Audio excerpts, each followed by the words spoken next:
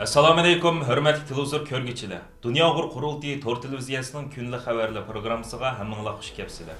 Men riyosatchi Iftixor Abdurshid. Hurmatli ko'ruvchilar, tövəndə diqqətinizlər kunlik xabarlar programmamızın təfsilatında bo'lsin. Dunyo Uyg'ur qurultiyining raisi Dolqin Aysa, qurultayning bayonotchisi va qurultay ayollar komitetining mudiri Zumratay Erkin, Qurultay Yoshlar Komitetining mudiri Erkin Zununlardan tarkib topgan heyət 18 va 19 fevral kunlari 59 navbatlik Myunxen Xalqaro xavfsizlik kengashi yig'iniga qatnashib, Angliyaning bosh vaziri Rishi Sunak, Amerika tashqi ishlar ministri Antony Blinken, Amerika davlat majlisining sobiq raisi Nancy Pelosi, Germaniya yezigilik ministri Cem Özdemir, Prag şəhərinin başlığı Zdeněk Hrib qatarlıqlarını öz içigə alğan köplügən yuqur dərəcəlik ərbablar və NATO əməldarları bilan uçuruşub, Uyğur məsələsi haqqında söhbətləşiş fürsətinə erişdi.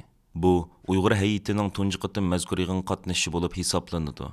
Dünya Uyg'ur qurultiyining raisi Dolqin Aysa apandimning Myunxen Xalqaro xavfsizlik kengashining 18 fevral tushdan burun chaqirilgan yig'inida Amerikaning muavin prezidenti Kamala Harris xonim bilan yonma-yon birga o'ltirishi kuzatuvchilarning alayda diqqatini qo'zg'agan nuqtalarning biri bo'ldi.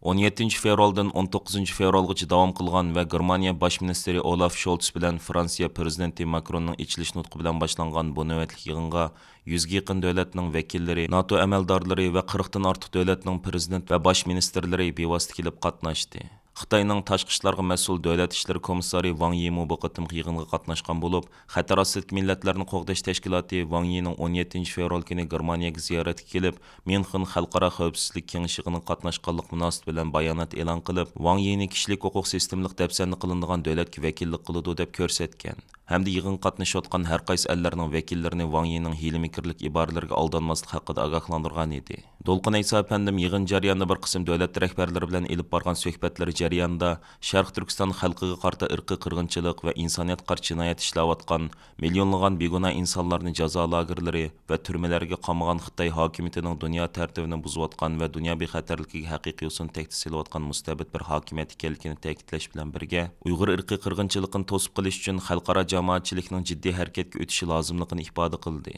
Siyasi kuzatuvchilar uzun yillardan buyon Dunyo Uyg'ur qurultiyining mazkur yig'in qatnash talabini rad qilib kelgan Myunxen Xalqaro xavfsizlik kengashi tayyorlik komitetining bu qatim qurultay heyətini yig'in qatnashga ruxsat qilishi Dunyo Uyg'ur qurultiyining vakillik salohiyatining xalqaro tarafidan e'tirof qilinishining va Uyg'urlar masalasining dunyo bexatarligiga ta'sir ko'rsatgan xalqaroliq muhim masalalarning biriga aylanganligining ro'shan ifodasi deb qaramoqda. Xitoy tarafning Dolqin Aysa boshchiligidagi qurultay heyətining 59 navbatlik Myunxen Xalqaro xavfsizlik kengashiga taklif bilan qatnashganligiga qanday inkas qaytardiganligi texnik noma'lum. Xitoyning to'salg'ulik qilishining oldini olish uchun yig'in boshlangan kuniga qadar Dolqin Aysa apandimning mazkur yig'in qatnashadiganligi maxfiy tutilgan edi. Shu kuni Amerika tashqi ishlar ministri Antony Blinken Xitoyning tashqi ishlarga mas'ul davlat ishlari komissari Wang Yi bilan yig'in jarayonida ayrim suhbat elib borgan edi. Bu qitimqi ishki suhbatda Uyg'urlar masalasining tilga ilinib elinmaganligi noma'lum. 18 fevral Dunyo Uyg'ur qurultiyi bilan kishilik huquqni kuzatish tashkiloti birlikda 59 navbatlik Myunxen Xalqaro xavfsizlik kengashi yig'ini munosabati bilan Myunxen shahrida axborot e'lon qilish yig'ini chaqirib, Uyg'ur irqiy qirg'inchiligi bilan bevosita aloqasi bo'lgan Xitoyning tashqi ishlarga mas'ul davlat ishlari komissari Wang Yining Myunxen Xalqaro xavfsizlik kengashi yig'iniga taklif qilinishini qattiq ayiblash bilan birga, xalqaro jamoatchilikni va dunyo davlatlarini Uyg'ur irqiy qirg'inchiligini to'sib qilish uchun jiddiy harakatga o'tishga chaqirdi. 18 fevral Berlin vaqti soat 17 da boshlangan va 1 soatga yaqin davom qilgan axborot e'lon qilish yig'inida Dunyo Uyg'ur qurultiyining raisi Dolqin Aysa, Amerika Demokratiyani ilgari surish fondi NEDning prezidenti Damon Wilson, kishilik huquqni kuzatish tashkilotining ijroiya direktori Tirana Hassan va Fransiyadagi lager shohidimiz Gulbahor Xotivaji qatorliqlar so'z qildi va muxbirlarning Uyg'urlar haqidagi turli savollarga javob berdi. Dunyo Uyg'ur qurultiyining raisi Dolqin Aysa apandim axborot e'lon qilish yig'inida qilgan so'zida Uyg'ur irqiy qirg'inchiligi bilan bevosita aloqasi bo'lgan Wang Yining Myunxen Xalqaro xavfsizlik kengashi yig'iniga taklif qilinishini Dunyo Uyg'ur qurultiyi nomidan qattiq ayiblaydiganligini bildirdi va Xitoyning Uyg'urlarga qartilgan irqiy qirg'inchiligi uzilmay davomlashmoqda. Yüz minglagan mahbuslarning ayollari, ojiz singillari va onalari xo'rlanmoqda. Basqınçılık uçurmaqda və məcburi tug'mas qilinmoqda. Ularning bolalari davlatning yotoqliq maktablariga o'rinlashtirilib, majburiy assimilyatsiya qilinmoqda. Xitoy tarafidan elib berilayotgan bu xil jinoiy qilmishlarda Wang Yining bevosita javobgarlik bor deb ko'rsatdi. Gulbahor Xotivaji xonim o'zining jazo lagerlarida beshidan kechirgan ichinishli tragediyalarni eslatib o'tish bilan birga, dunyo davlatlarini hozirma ham lagerlarda azob chekayotgan millionlagan insonlarni qutqizib qilish uchun jiddiy harakatga o'tishga chaqirdi. NED'ning prezidenti Damon Wilson va kishilik huquqni kuzatish tashkilotining ijroiya direktori Tirana Hassanlarmi qilgan so'zlarida hukumatlar va parlamentlarning faqat Uyg'ur irqiy qirg'inchiligini qabul qilib qo'yishni kifoya qilmaydiganligini, Xitoyning jinoiy qilmishlarini to'sib qilish uchun xalqaro jamoatchilikning jiddiy turda tadbir qo'llanishi lozimligini ta'kidlashdi. Dolqin Aysa boshchiligidagi qurultay hay'atining 59-navbatlik Myunxen Xalqaro xavfsizlik kengashi yig'indagi faoliyatlari 19 fevralda davom qildi va ular guruhlar bo'yicha o'tkazilgan muzokara yig'inlarida Uyg'ur irqiy qirg'inchiligini anglatish fursatiga erishdi. Bu qatimqi Myunxen Xalqaro xavfsizlik kengashi yig'iniga qatnashgan Prag shahrining boshlig'i Zdenek Herrib apandim bo'lsa, Xitoyning besimlariga parvo qilmay Uyg'urlarni izchil turda qo'llab kelgan shaxslarning biri bo'lib, 2021 yili 11 oyda Chexiyaning poytaxti Pragda chaqirilgan 7-navbatlik Dunyo Uyg'ur qurultayi jarayonida dunyoning har qaysi ellaridan kelgan qurultay vakillariga Prag shaharlik hukumat binosida katta ziyofat bergan. Bu sababdan Xitoyning qarshiligiga uchragan edi. 59-navbatlik Myunxen Xalqaro xavfsizlik kengashi yig'ini oxirlashgan 19 fevral kuni Dolqin Aysa apandim shahar boshlig'i Zdenek Herrib apandimni Myunxen shahridagi Qashqar restoraniga ayrim yemak taklif qilib, uning hozir qadar Uyg'urlarga ko'rsatib kelgan g'amxo'rligiga butun Sharq Turkiston xalqi nomidan qayta minnatdorlik bildirdi. İlham To'xtini qo'llash guruhining raisi Anvarjon apandim 16 fevraldan 19 fevralgacha 59-navbatlik Myunxen Xalqaro xavfsizlik kengashi yig'ini o'tkazilayotgan Bayerisch Hof sariyining oldida namoyish o'tkazib, Uyg'ur irqiy qirg'inchiligida bevosita javobgarlik bo'lgan Xitoyning tashqi ishlarga mas'ul davlat ishlari komissari Wang Yining mazkur yig'inga taklif qilinganligiga norozilik bildirish bilan birga 2014-yili naqalda muddatsiz qamoq jazosiga hukm qilingan Uyg'ur ziyolisi İlham To'xtining darhol qo'yib berilishini talab qildi. Dunyo Uyg'ur qurultayi 17 fevral bayonot e'lon qilib, Tayland Xan jamiyat hukumatining 11 fevral kuni Taylandning Suan Filo ko'chmanlar tutib turish markazida vafot bo'lgan Uyg'ur musofirlardan Abdulaziz Abdullaning o'lish sababini tekshirishni talab qildi. 50 yoshli Abdulaziz Abdullah yoki Aziz Abdullah deb atalgan bu Uyg'ur musofiri 9 yildan beri Tayland ko'chmanlar markazida intayin qiyin sharoitda tutib turilgan bo'lib, uning keslik keyingi 6 oyda ig'irlashib ketgan bo'lsa-mu, lekin kerakli davolashga erisha olmagan. Mərhumning namozi 14 fevral kuni Bangkokdagi Harun masjidi tushirilib, shu masjidning musulmonlar qabristonligiga dafn qilingan. Tayland doiralari Aziz Abdullahning vafot bo'lish sababini tushundirmagan bo'lsa-mu, lekin uning dafn ishlariga aralashgan Tayland kishilik huquq tashkilotlari uning o'pganligidan vafot bo'lganligi, uning vafoti Tayland ko'chmanlar markazidagi qolgan 50 necha Uyg'ur musofirining sog'lomlik masalasiga bo'lgan andishisini kuchaytganligini aytgan. Dunyo Uyg'ur qurultayi bayonotida Tayland hukumatining ko'chmanlar markazlaridagi qolgan Uyg'ur musofirlarini qo'yib berishni talab qildi. Bayonotda Abdulaziz Abdullahning vafoti Uyg'ur musofirlarining umidsiz vaziyatini gavdalantirganligi, bu jiddiy vaziyatni ko'z tutib, Tayland Xan jamiyat hukumatini Abdulaziz Abdullahning o'limi haqida to'liq va oshkora tekshirish ilib berishga, bu kishilarni muddatsiz va xohlagancha tutib turishga xotim berib,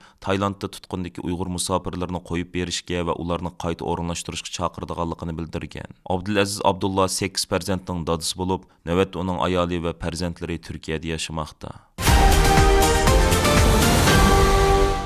Uyg'ur Harakati Tashkilotining raisi Roshan Abbas, Uyg'ur tadqiqot markazining mudiri Abdulhakim Idris, Yaponiya Uyg'ur jamiyati idora hay'at a'zosi, Dunyo Uyg'ur qurultayining Yaponiyadagi vakili Savut Mehmet, Tayvan parlamenti kishilik huquq komitetining bosh kotibi, 1989-yildagi Tiananmen o'quvchilar harakatining rahbari O'rkash davlat qatorliqlarini tarkib topgan bir hay'at 14-15 fevral kunlari Yaponiyaning hukumat rahbarlari, hokimiyat beshidagi partiyadan bo'lgan parlament a'zolari va o'qituvchi partiyadan bo'lgan parlament a'zolari bilan uchrashib, Uyg'urlarning talablarini yozma va og'zaki shaklda sungan. Bu rahbarlar mazkur talablarning ba'zilarini o'rinlaydiganlik to'g'risida va'da bergan. Hokimiyat beshidagi Erkin Demokratiya partiyasi siyosiy tekshirish komitetining raisi Hageuda Koichi apandi 5-oyda Yaponiyaning Hiroshima shahrida o'tkazilgan sanoatlashgan 7 davlat guruhi yig'inida Uyg'ur masalasini o'tirib qo'ydiganlik to'g'risida va'da bergan.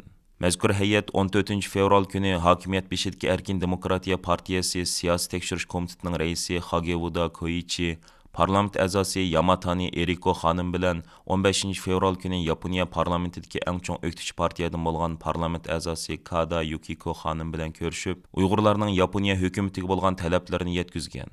Bulardan sirt Uyg'ur Harakati Tashkilotining hay'ati 14 fevral kuni kechqurun Amerikaning Tokioda turishliq elchixonasida Uyg'urlarning hozirgi ig'ir vaziyati to'g'risida ma'lumot berish yig'iniga qatnashib doklad bergan. Mazkur yig'inga Amerika, Avstraliya, Tayvan, Italiya va Shveysariya qatorliq davlatlarning Yaponiyada turishliq elchixona xodimlari ishtirok qilgan.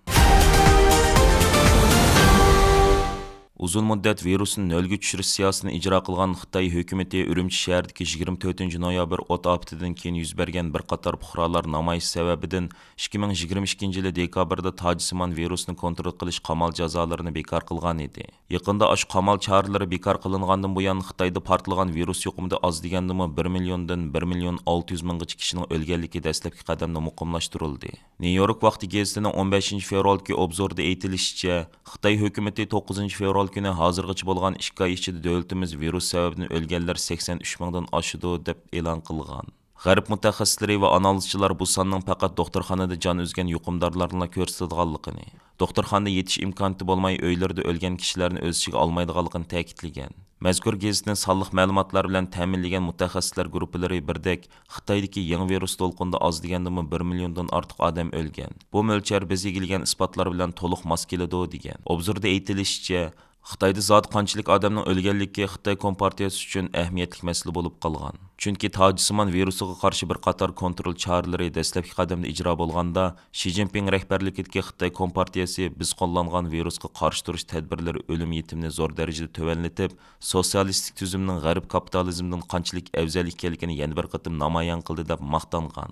Navbatda Xitoy hukumati izchil turda tojsimon virusi haqidagi har qanday uchurni maxfiyatlik qatorida tutib kelayotganlikdan virus qarshi qamal choralari bekor qilingandan buyon zodi qanchalik kishining virusdan yuqumlanganligi sir bo'lib kelgan. Yuqumliq kasallik mutaxassislari bu jihatdagi sonliq ma'lumotlar va boshqa faktlarga asosan navbatda oz degandimi Xitoy fuqarolarining 90% virusdan yuqumlangan deb xulosa chiqargan. Yana ba'zilar bo'lsa bu sonni 80% atrofida deb qarashga moyil bo'layotganligi ma'lum.